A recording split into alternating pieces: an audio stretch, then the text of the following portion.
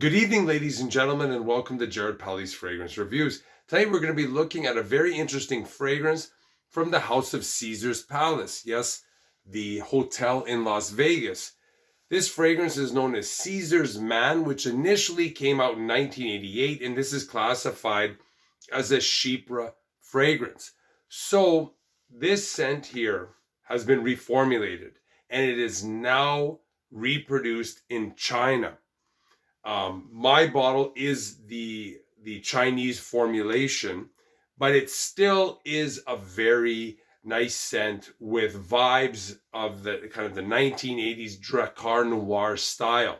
The original Caesar's Man was, instead of just saying cologne spray, it said legendary cologne spray, and it had Caesar's Palace on top of the package. And it was made in Las Vegas. The juice was also much greener, but I have not tried the original. And I've heard from a fairly reliable source that in the 90s and late 80s, Caesar's Man and Caesar's Woman was in a travel-sized bottle in every hotel room in Caesar's Palace. I've not been able to verify that, but that's what I have heard.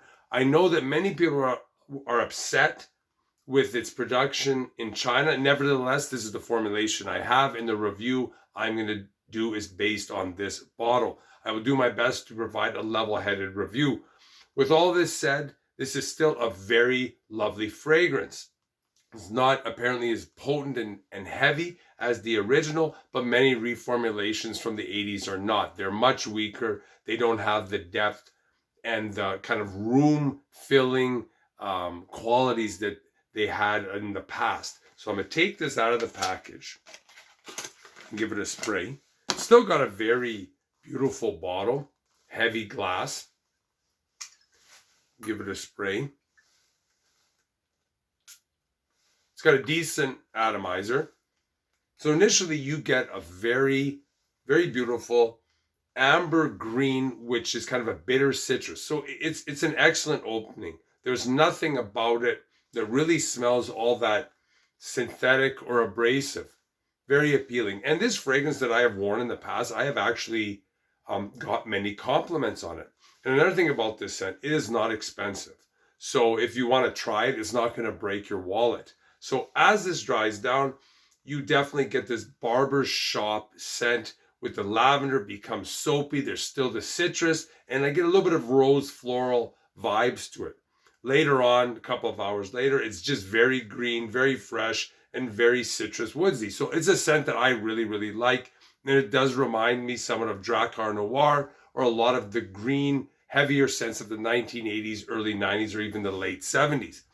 As advertised, the top notes, and I'm not sure if this is from the most recent formulation or the original, but the top notes as advertised are rosemary, bergamot, and lemon verbena. The mid notes are lavender, fir, and geranium. The base notes are oak moss, patchouli, sandalwood, and vetiver. So overall on this, I'm still trying to acquire an original bottle, again, which is legendary cologne spray. I've been aware of it for some time, but it's very hard to get where I live in Canada. But as for this bottle, like I said, it's inexpensive. It's got a nice 80s vibe, but I still think it's very wearable today. It's not overly bearing or obnoxious.